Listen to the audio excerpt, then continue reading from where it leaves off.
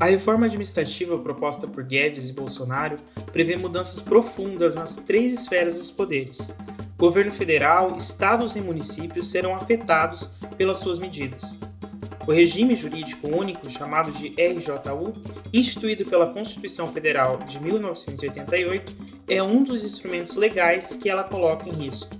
Um dos grandes objetivos do RJU é impedir procedimentos irregulares e o favorecimento de amigos e apadrinhados dos governos em exercício. O desmonte deste instrumento abre possibilidades para o enfraquecimento de um serviço público voltado para atender os interesses do povo. Uma das medidas mais nefastas trazida pela reforma administrativa é a extinção do regime jurídico único para a contratação de servidor público, que é através do concurso público. O que eles querem com isso é facilitar o desligamento do servidor, possibilitando, então, com isso, a retirada de direitos e benefícios, né? Isso também incentiva a transferência dos serviços públicos para a iniciativa privada e amplia ainda mais o poder do executivo, ou seja, aumenta ainda mais o poder dos políticos, da classe política. É isso que está em jogo. Hoje o servidor público ele tem a autonomia para fazer o seu trabalho justamente por conta da estabilidade no serviço público, que ele faz, né, o seu trabalho conforme a lei e não conforme o gestor quer.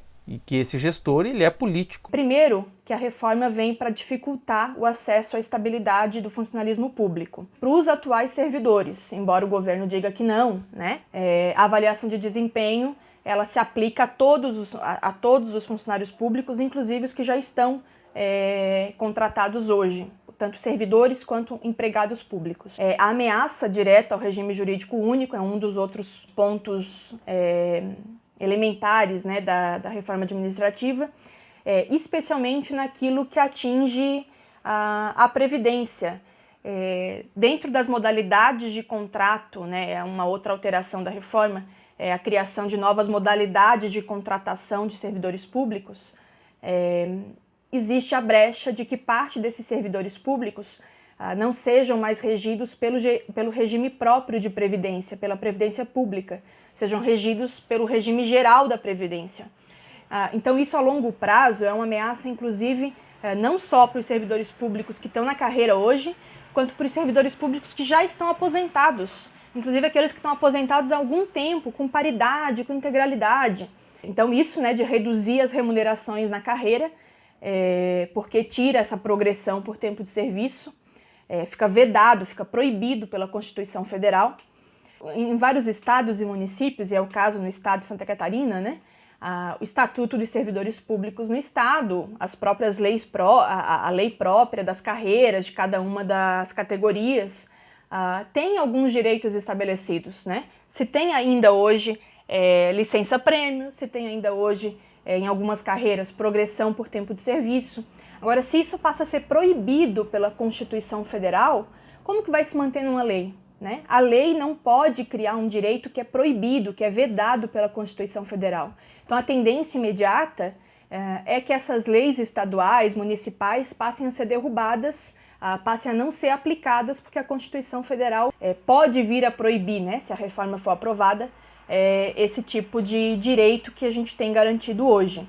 Atualmente, a Constituição Federal prevê 3 modalidades para cargos públicos: o vitalício, o efetivo e os cargos em comissão.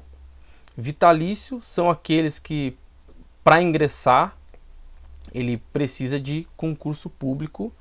O efetivo também precisa de concurso público para ingressar. E tem também a estabilidade. Os cargos em comissão são aqueles que são de livre nomeação da gestão pública, né?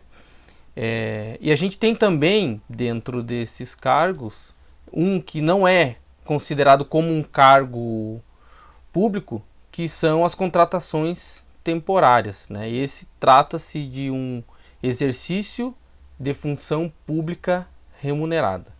A PEC, ela traz 5 outras possibilidades de contratação. Porque está impactando na destruição dessas modalidades que estão previstas hoje no regime jurídico único e de que são as modalidades previstas nas carreiras nos estados e municípios, né, pelo Brasil afora. Primeiro, eles criam um cargo típico de estado. Essa formulação ela já existe hoje. Agora, a diferença substancial é que o que são os cargos típicos de estado?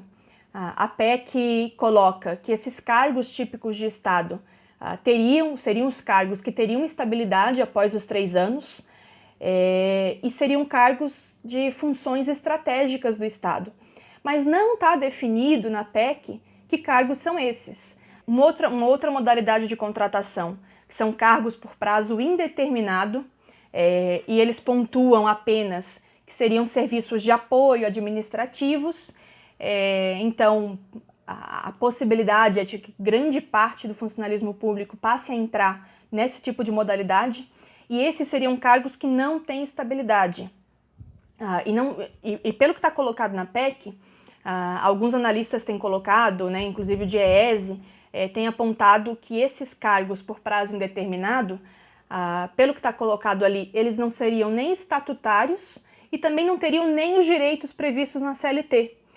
Seria uma terceira coisa que não está clara ainda, uma terceira coisa que não está dada na lei ainda, né? Que seria regulamentada depois. Um outro cargo de vínculo de experiência, além desse vínculo de experiência, a avaliação de desempenho também.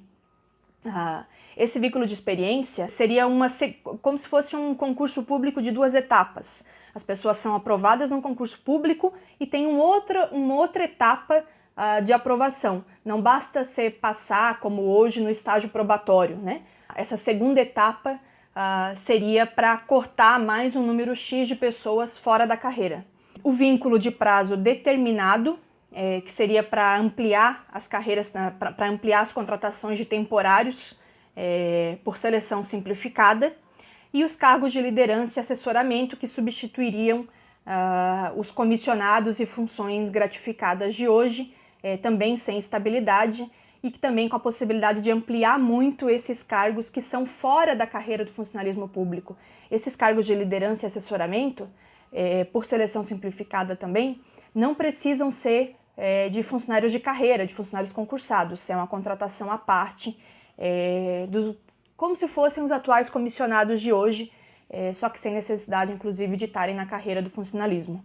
Então, muito do que está colocado na PEC são possibilidades de retirar da Constituição essas garantias para que isso seja posto por lei depois. E daí a gente sabe que a PEC exige, para ser aprovada, 3/5 de votos no parlamento. A lei ela é por maioria simples, então o governo aprova com muito mais facilidade. Se a PEC passar, essas regulamentações feitas em lei depois, é muito mais fácil de o governo ampliar muito na lei a retirada de direitos, porque a correlação de forças ali na aprovação da lei ela é muito mais frágil, né?